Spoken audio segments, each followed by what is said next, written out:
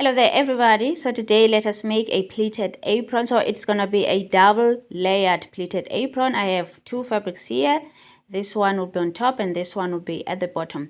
Okay, so the length of the one that will be at the bottom is 45 centimeters. Okay, from top to bottom is 45 centimeters, and then the length of the one that will be on top is 30 centimeters. Okay, so this one is 30 centimeters, and then the width of both the fabrics from this side to the other side is 150 centimeters. Okay, so two rectangle fabrics here that I'll be working with. Okay, so now the next thing is that I'll go on and hem the bottoms of the fabric. Okay, I'll just hem the bottom part of the fabric and the sides. I'll also hem the sides as well. And then here on top, I'll go on and stitch so that the two fabrics are together.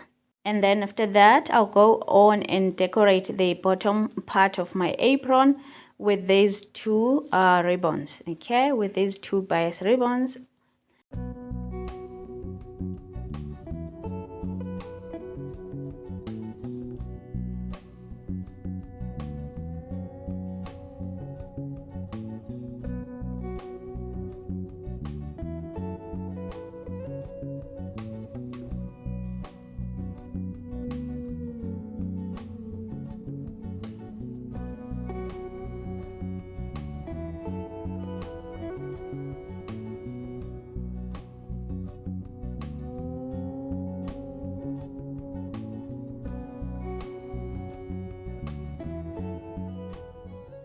Okay, now here we are after stitching the ribbons at the bottom.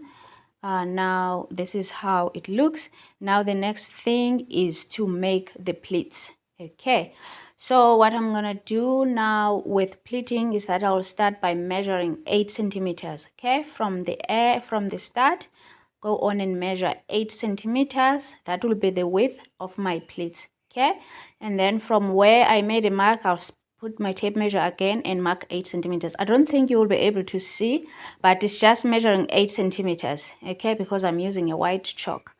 Okay, so from where the last mark is, you just put the tape measure and measure 8 centimeters and mark, and then you keep doing the same thing to the other side, 8 centimeters. Okay.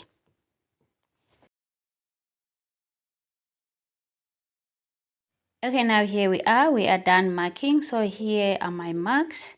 Okay, I don't know if you can see them, but yeah, anyway, so now let us start pleating. So you can make any kind of pleats that you want. You can just pinch from the first mark and place on the next mark, and then pinch the next mark and then place on the next mark and go on. Okay, but here for me, I want to make box pleats. Okay, so what I'll do, I'll go on to the second mark. Okay, the second mark, I'll pinch it and reverse and place it on the first mark. Okay, and then I'll go on and pin to secure the first side of the pleat. Okay, and then after that, I'll go on to the next mark. Okay, pinch and place forward to the next mark. Okay, now my box pleat is formed. Okay, so that's what I'll be doing here to make my pleats.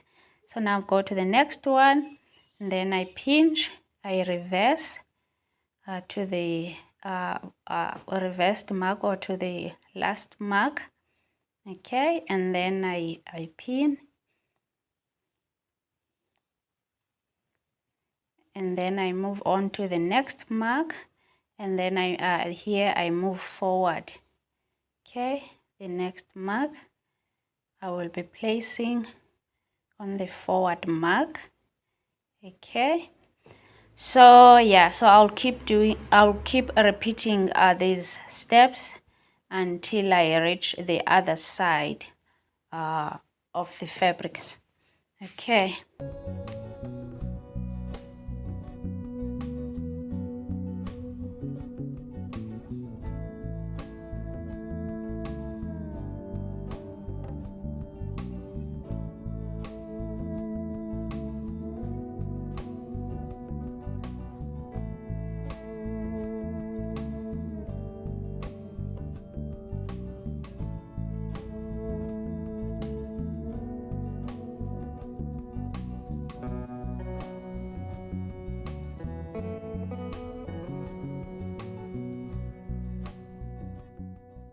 And now here we are done pleating. So at this point you can go and fit it and see if it sits the way you want. If you want it to give it a bit extra, you want it a little bit bigger, you go and loosen here the ends, the last pleats. You just do as you see me do here. You kind of free a little bit of fabric. Okay, you just reduce the pleat, and then you go to the other side. You just kind of open it a little bit to free a little bit of fabric, and then you make it to, the size that you want. Okay, and then after that I'll go on and stitch on top here to secure the pleats. And then after that I'll go on and attach the waistband. So you can make the waistband as long as you want, or as long as you feel like it should be. Okay, so now just go on and pin the first side, and then take it to the machine and stitch. And then after that I'll go on and fold it to the inside and stitch again.